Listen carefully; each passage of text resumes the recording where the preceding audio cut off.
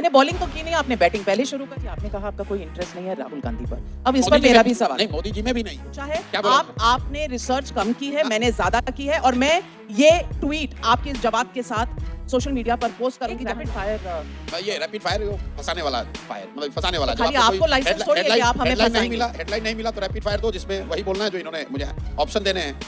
राहुल गांधी अच्छे हैं खराब है, अब कुछ तो कुछ बोलोगे, अच्छे बोले तो भी मारे गए, बुरे गए तो भी मारे गए। 4 नाम बताती हूँ, इनमें से कौन उनको रियल चैलेंज दे सकता है for a prime ministerial role?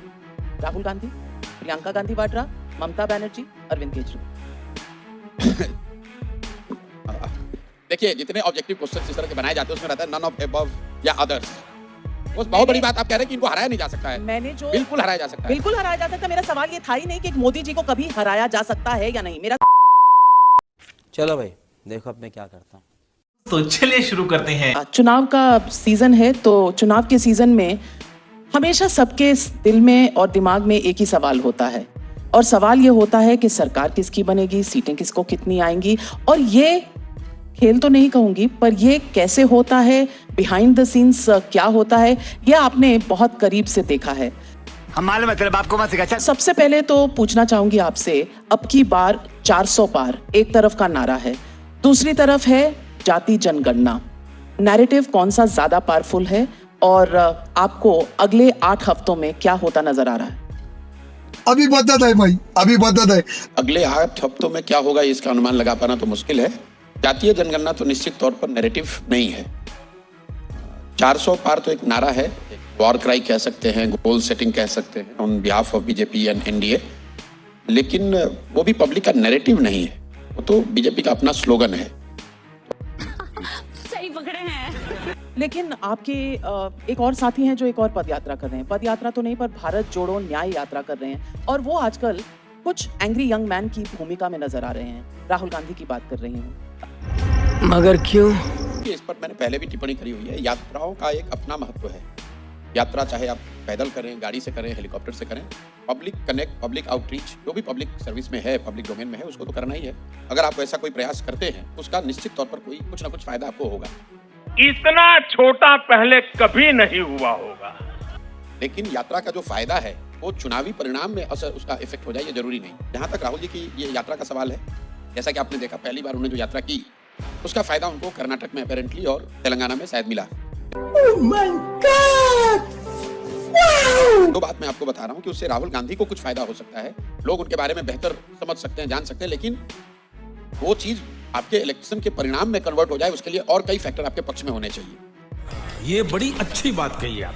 India alliance के साथ बातचीत करनी चाहिए। May be the Congress can turn around and से हमने अखिलेश यादव के साथ, समाजवादी पार्टी के साथ अलायंस करके 17 सीटें ले ली हैं, तो हमारी तो सक्सेस है। आम आदमी पार्टी के साथ भी दिल्ली में कम से कम 4 और 3 पर मामला सेटल होता हुआ नजर आ रहा है। Is this a success? चुप हो जा, सातवीं फेल, चुप हो जा। ऑब्सेशन है कि सीटों का डिस्ट्रीब्यूशन हुआ कि नहीं और कौन इसका चेहरा बनेगा। टाइम है, और is it too late? Do you think India alliance वाकई में एक पोटेंट अलायंस है जो मोदी को चुनौती दे सकती है? दे सकता था, लेकिन उन्होंने सही समय पर इसको बनाया नहीं, और जब बनाया उसके बाद जिस सिंसियरिटी से उस आइडिया पर, उस नैरेटिव पर काम होना चाहिए था वो काम हुआ नहीं। तोबा तोबा तोबा, थारा मूड खराब कर दिया। हम लोग सुनते हैं पब्लिक डोमेन में कि मोदी जी ने राम मंदिर का जो ये समारोह था एकदम टाइम टू परफेक्शन की जनवरी में किया ताकि चुनाव में इसका लाभ उठा सके। मान लीजिए कि इस बात को एक बार को सही मान ले कि चुनाव के लाभ के नजरिए से ही ये पूरा मंदिर का काम किया गया, लेकिन ये वो कर इसलिए पाए कि 3 साल या 4 साल पहले उन्होंने ये सोचा होगा कि मंदिर का निर्माण इस गति से कराओ कि वो जनवरी 2024 में हम इसको कर पाए।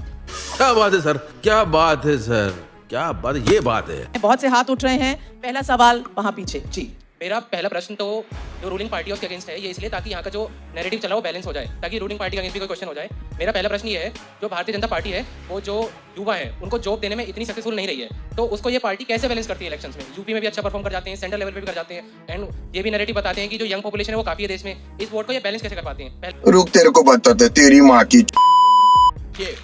सवाल तो सवाल आप है। ये नहीं कह सकते कि सिर्फ हम मीडिया वाले टफ सवाल पूछते हैं। नहीं, सवाल तो सवाल है, वो बैलेंस करने के लिए सवाल करने की जरूरत नहीं है।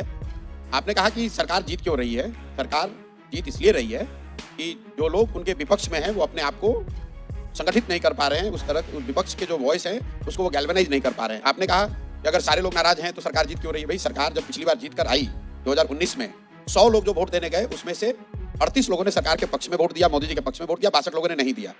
तो मेजोरिटी तो उस समय भी सरकार के से कन्विंस नहीं थी। तो अगर युवाओं को रोजगार नहीं मिल रहा है तो आज भी अगर वो नहीं देंगे, लेकिन वो जो 62 है वो किसी एक जगह नहीं है, वो बिखरा हुआ है, उसको कोई गैल्वेनाइज नहीं कर पा रहा है, इसलिए सरकार को उसका फायदा है। अरे बाप रे, ये तो धोती खोल रहा है। लोकसभा का चुनाव है तो नाविका जी का तो ये पूछना भैया लोकसभा चुनाव में क्या होगा, राहुल गांधी ने क्या बोला उस पर बताओ। राहुल गांधी में मेरी कोई दिलचस्पी नहीं है, मेरी दिलचस्पी नरेंद्र मोदी में नहीं है, मेरी दिलचस्पी बिहार में को लेकर है, मेरी दिलचस्पी बिहार को बेहतर कैसे बनाया जाए इसको लेकर है, क्योंकि राहुल गांधी का भी देश में शासन रहा है और 10 साल से मोदी जी का भी शासन रहा है। यही नहीं, अभी और सुनिए।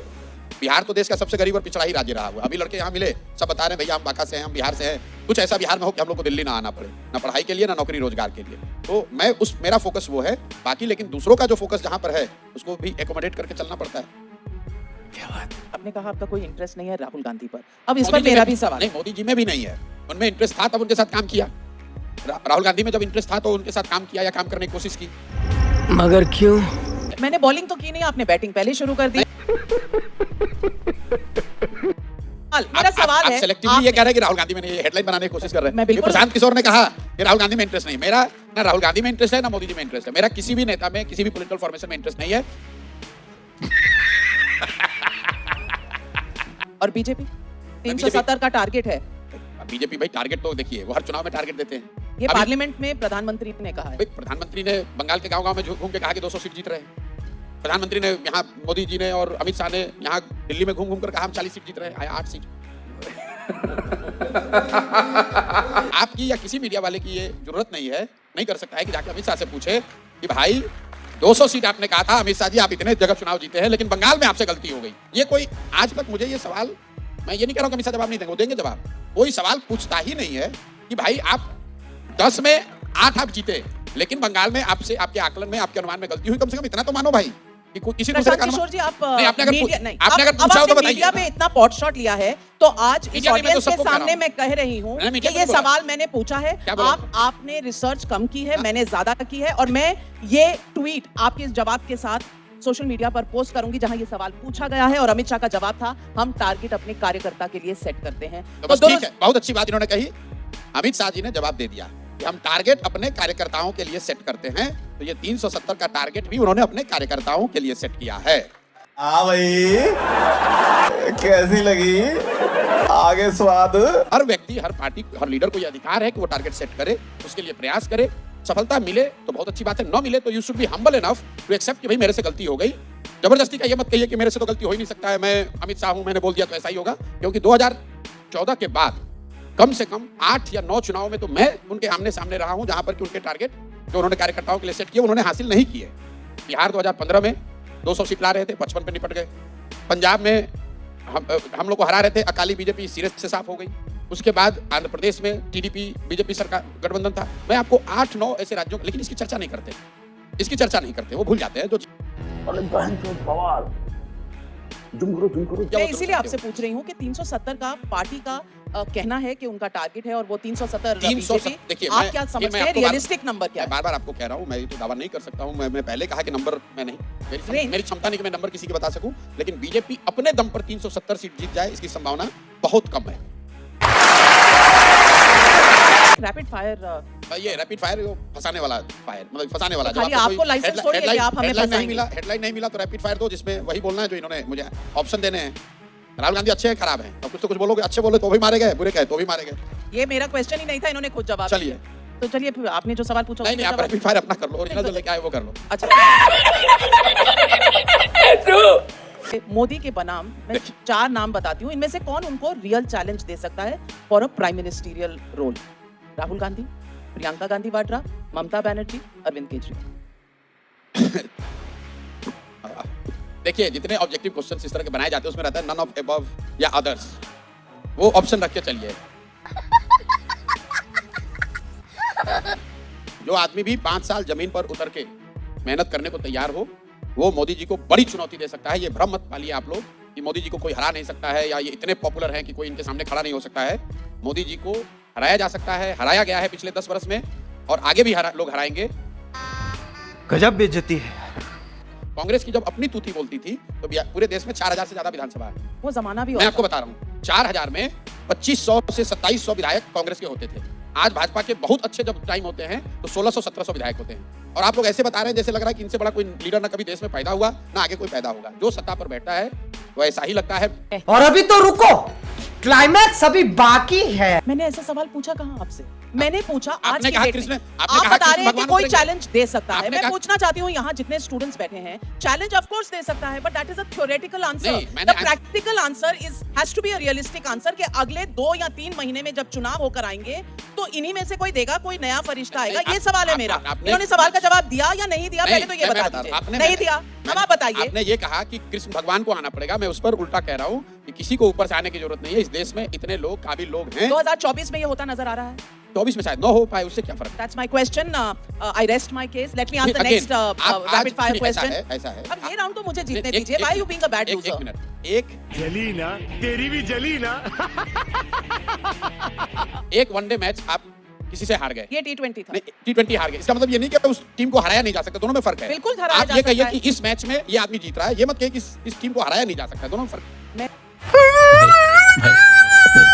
24 अरे ये आएगा तो मोदी ये जी. स्लोगन लिखने का काम हम लोगों का है, तो मतलब कमाल है. आप ये ना करें। आप स्लोगन और 370 के नारों से चुनाव जीतिए, जनता को डराइए मत। डोंट। इसी के साथ आज की मजदूरी यहीं खत्म करते हैं।